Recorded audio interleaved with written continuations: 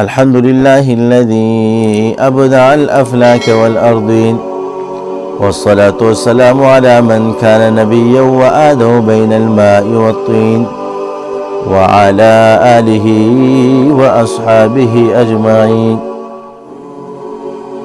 محترم مسلمانان رو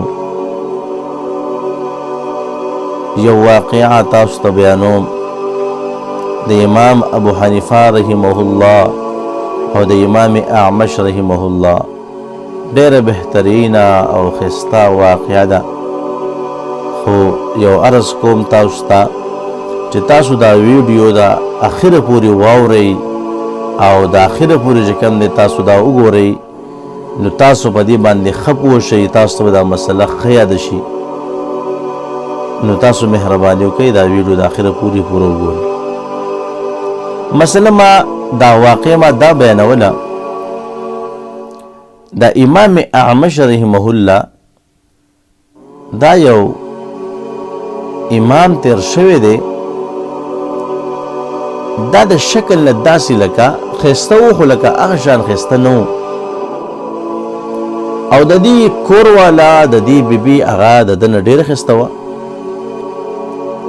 نو په یو موقع باندې په څه خبره باندې د دا او د ده د بیبي د کور والا څه داسې بحث راغی د ماسپښین نماز نفس.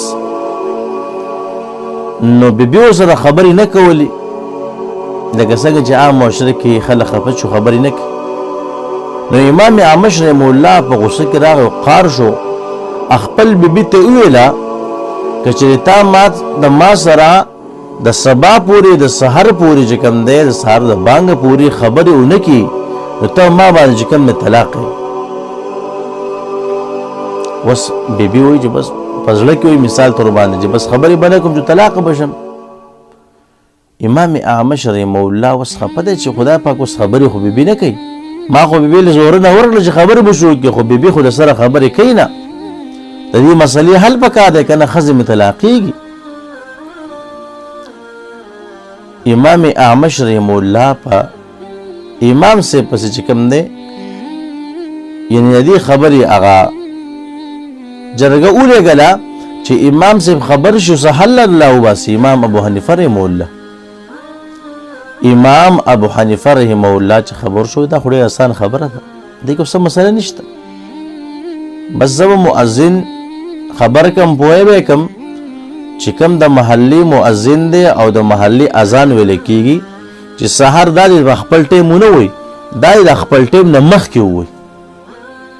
چې کله د خپل ټیم نه مخکې اذان ووایي نو ستا بیبي به ستا سره خبرې شروع کړي، چې شروع کړي او د خپل ټیم نه مخکې بانګ دی نو بس تاسو به خبرې وشي نو ښځه به چې کوم طلاق نه بچ شي.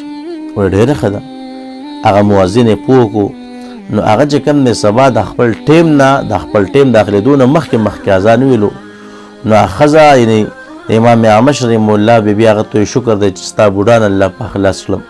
هغه وایي چې نه ته خو ما باندې طلاق اوس نه، دا خو د ټیم نه مخکې بانګ ویلی شو. نو په دغه لحاظ سره امام ابو حنیفه رحمه الله ورته یو ښایسته تدبیر وښولو او د هغه تدبیر فایده دا وه چې امام اعمش رحمه الله په هغه باندې چې کوم دی ښځه طلاق نه شو د طلاق نه بچ شو. نو دا و د امام ابو حنیفه رحمه الله هغه پوهه، د امام ابو حنیفه رحمه الله چې کوم دی هغه علم چې الله پاک ورته داسې یو پوهه او علم او ذهن ورکړی و چې هغه به داسې د باریک باریک مسلو حل راوستو. نو الله رب عزت دی د دغې مشرانو په نقش قدم باندې موږ روان کړي. وما علینا الا البلاغ.